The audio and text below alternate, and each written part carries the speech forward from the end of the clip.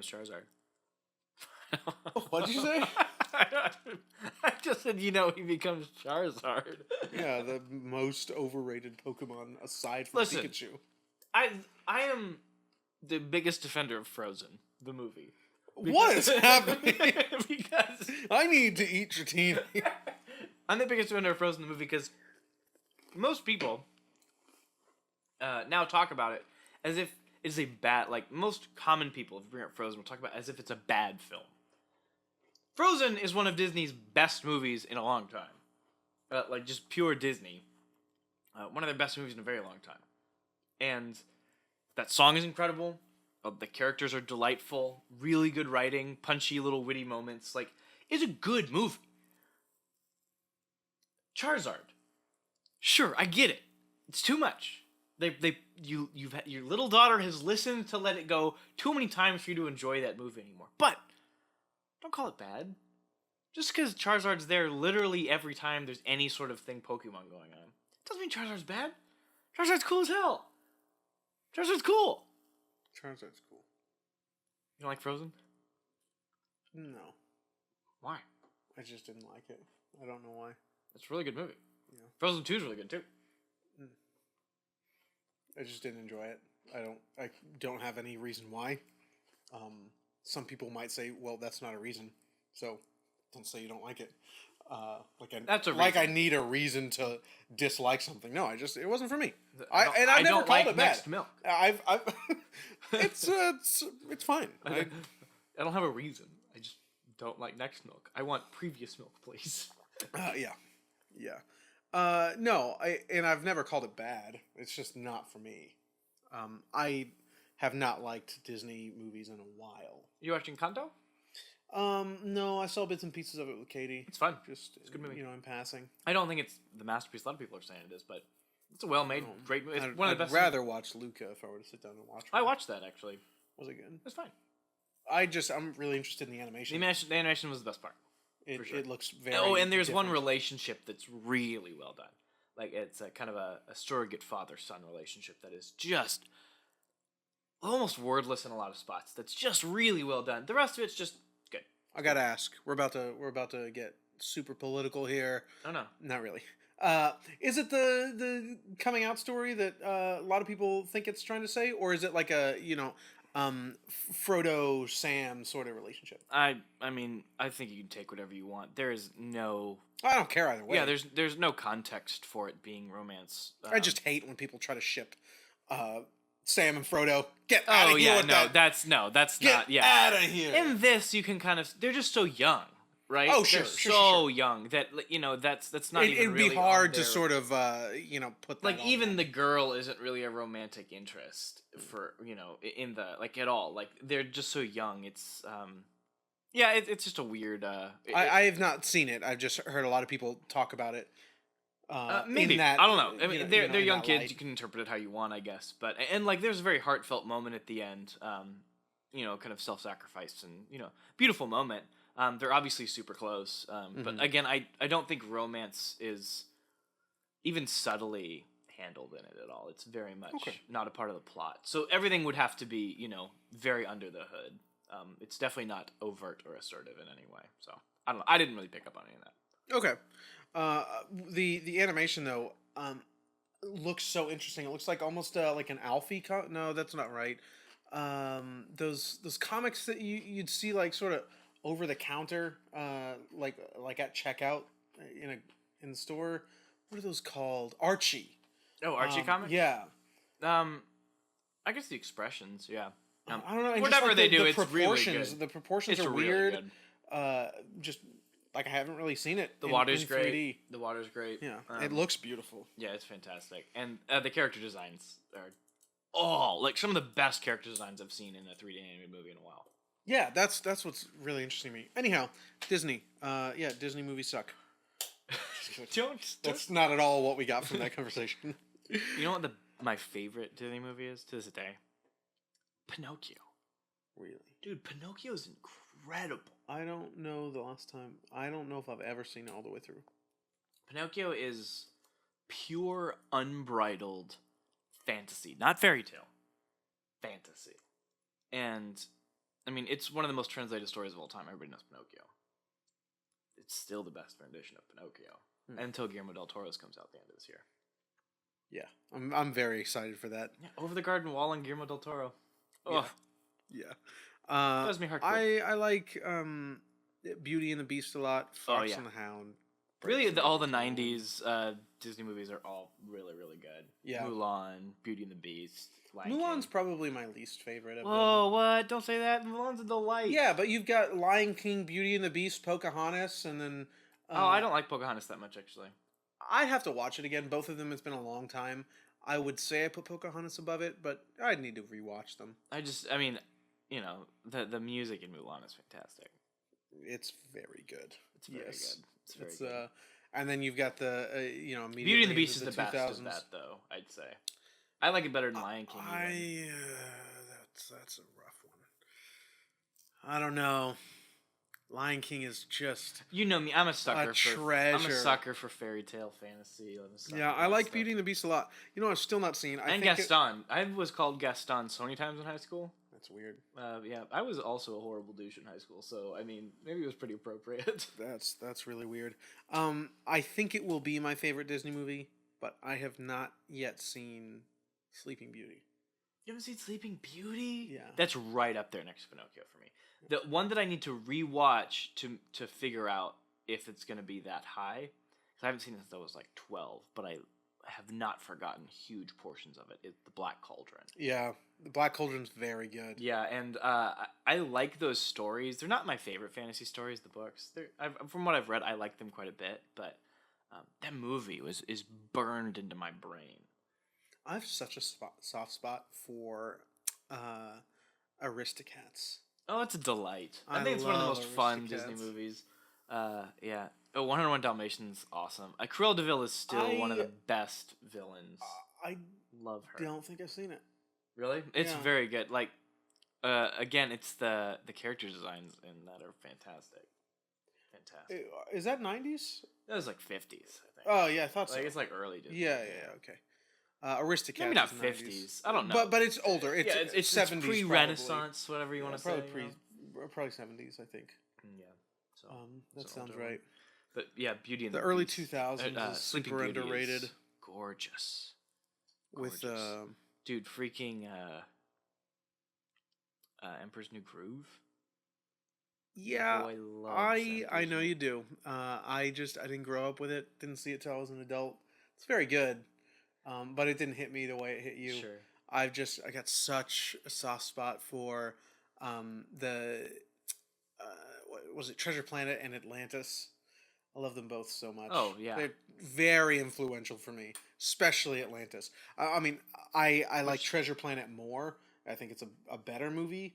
But Atlantis is so fantastic. Yeah. I mean, fantastical. It's incredible to look at. Yeah, it's like Jules Verne fantastic. Yeah. Yeah. I love it. Wild. You know, my favorite thing about this discussion is Pokemon dredged up all these childhood like wonders for us, and now we're just talking about Disney movies. Like it's weird. I'm glad that happened. You know, you and I have both been thinking about kids a lot lately. Yeah. You're about to have kids, my wife and I, and hopefully just a year and a half, 2 years maybe. I've been thinking a lot about what the most important thing my parents imparted to me was, and what I'm hopefully going to be able to impart to my kids. And I don't think I'll be able to impart this because it's now inherent. But the previous generation, so not just my parents, your parents too, more than any other generation, has facilitated nostalgia. I don't think... I've never heard anybody talk about their childhood like we talk about our childhood. And I mean our generation, everybody. Talk about Pokemon, Disney, 90s Nickelodeon.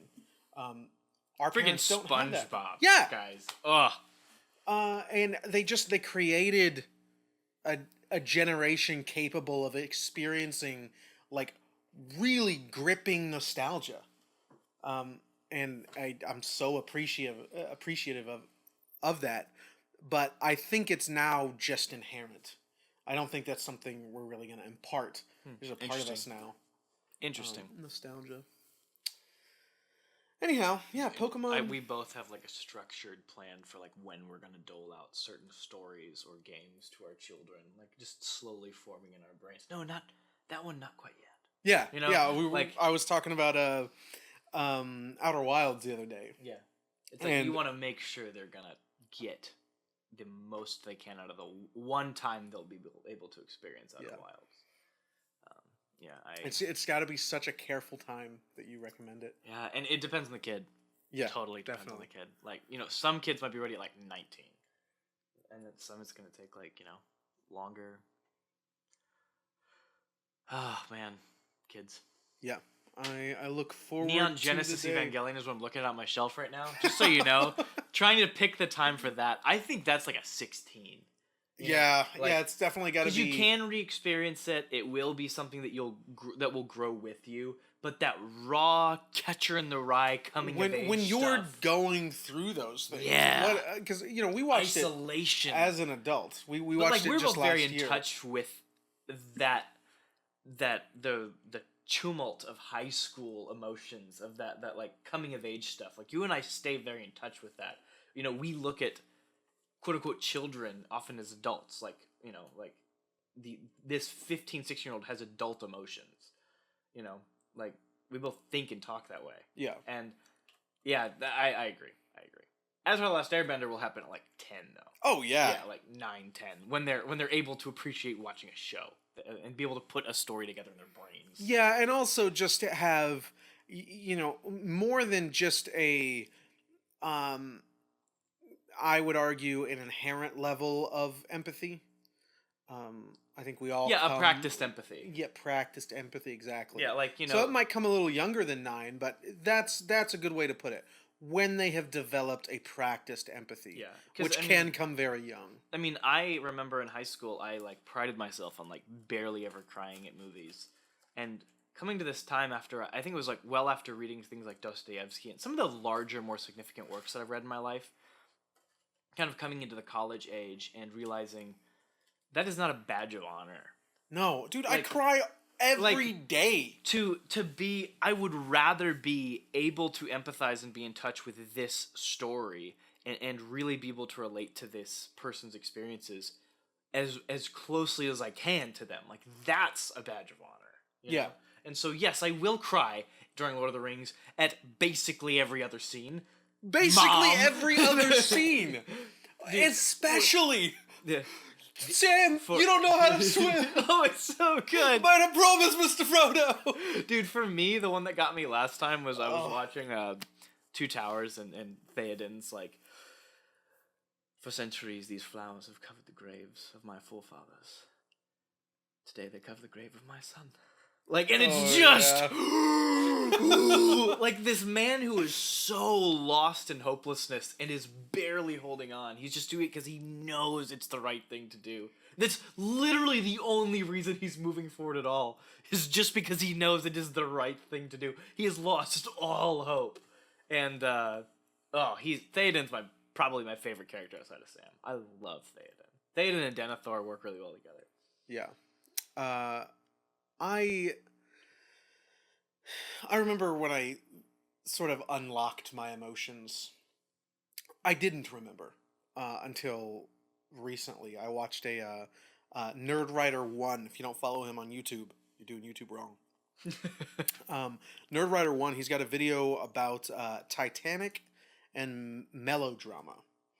And I was never able to illustrate this point, even to myself, until I watched this video. But everything he says about it is the same for me. He remembers being 9 years old. Now, I didn't see it in the theater. I saw it at home. But he remembers being 9 and going to see Titanic with his parents. And coming out, he didn't cry in that movie, but he came out of that movie changed completely. And emotion had been activated in his soul after seeing Titanic. Titanic activated his trap card. Yes, his trap card being a crying man. Yeah, human adult emotions. It's the worst trap, really. Yes. No, but the same is true for me. I remember there was a time early on where I was almost obsessed with that movie. One, Kate Winslet is gorgeous, but also These have been true facts. have been true facts about beautiful women. Uh, but also, and just what an elegant scene. Yeah, It's fantastic. perfect. Classy. Classic. But that was true for me as well. Like seeing these hugely over dramatized. That's not a word. Uh, these wildly dramatic depictions of good and evil and love and hate. They're so black and white in that movie. Yeah. That's the whole point of melodrama, and that's what his video is about. I'll link it in the description. It's beautiful. I think one of the best stories for that ever is for young boys specifically is Catcher in the Rye. I have not read or watched Catcher in the Rye. Well, there's is no it, movie. is it a movie? No I don't movie know. yet. I don't think there should be. It's very. It's very. It works exactly as it is. It's very much intended to be a novel. Okay. It works great as that. But that's one I'd recommend that you read. It won't take you long. The audiobook's probably less than 10 hours. It's super short. Okay. But it's very much about that. Like, it's a young man, teenager, becoming... he's growing up. He has these wild emotions in him. Is dealing with sexual frustration and is dealing with... I got another Sableye, by the way. Sableye. And he's dealing with the frustration of trying to reconcile the fact that, like, he values innocence but has lost it. Like, he treasures innocence and has lost it. And trying to decide if it's worth caring about at all. And, should innocence be valued at all? And he has to come to this conclusion. It's the story, The Catcher in the Rye. That's what the title references. And one of the best moments in the book is he reads on a bathroom wall, or no, just the wall at an elementary school. Someone's written "F you" on the wall, and he just gets so pissed that anyone would feel okay doing that, that it gives them some sick sense of satisfaction to corrupt the mind of some young child with this, and he's just wrestling with that. And it's a beautiful story. There's a lot of Catcher in the Rye and Weathering with You, which is... I do wonder if a lot of that would not be lost on me. That's probably the wrong way to phrase it, but that concept I've already sort of wrestled with myself. Sure, but by the time I read it, I had as well. It's very much how in touch J.D. Salinger is with the raw emotional experience of this young person. It'll light that back up in you. Maybe not that dilemma, but that time. And there's nothing like it. It's the coming of age story for young boys. It's incredible. We're talking about Pokemon, I think, right? No, we're not anymore. No, I think we should title this Pokemon Legend Arceus and other. No, I already memories. know what I'm gonna title this little section to cut out. But I pride myself on it's weird, my level of empathy, but I don't have a lot of empathy in real life. You don't have a lot of. I mean, I think you're still pretty empathetic. I think you're just not very sympathetic. You're not. Well, I'm not sympathetic. Yeah, you're No. It's, and I think that's fine. But it's the day-to-day stuff. Yeah, interesting. So sympathy is definitely on a more personal level. Empathy is a more broad, sweeping term, right? Sympathy, sympathy is a larger scope. There's a bunch of definitions for both, unfortunately. Sure. But yeah, you get it when you hear it. Just the other day, you had finished Attack on Titan Season 3. And we were talking about the songs that play, the opening title songs and the credits. And I was just, gushing over Season 4 credit song. And I was like, oh, I'll play that in the car. On my way to work, just losing it, listening to that song again. And we finally started it today. It's so good. But what they are doing with those characters in season 4 just kills me. Like Jojo Rabbit. My wife had to like sit me down as we walked out of the theater because I had cried like 4 times throughout the movie already, and then walking out of the theater I was literally weeping. People must have thought I was Oh yeah. crazy. Oh yeah. But we had to like stop outside, and she's like, "Are you okay right now?" Dude, that last scene, you gotta watch Jojo Rabbit. You're gonna love it. I know. She's gonna love it too. Amanda will watch it with you, I'm Yeah, I know. sure. It's so good. We'll come over. We'll just make a day of it. The 4 of us, some Sunday evening, watch Jojo Rabbit. It's so good. So good, man. Moving on. Disney, Pokemon, crying adults, Sam and Frodo. Oh, I love Sam and Frodo so Sam much. Frodo. Oh, man. And just one of the cheesiest lines in movie history, but it is so earned. I can't carry it for you, Mr. Frodo. But I can't carry you! Like, it's so cheesy. It's so cheesy, but, like, it just... You've been with them for 10 hours. Yeah. And it's so earned. It's so earned. Absolutely. I love it. Back to the things that are not good about this Pokemon game. So let me...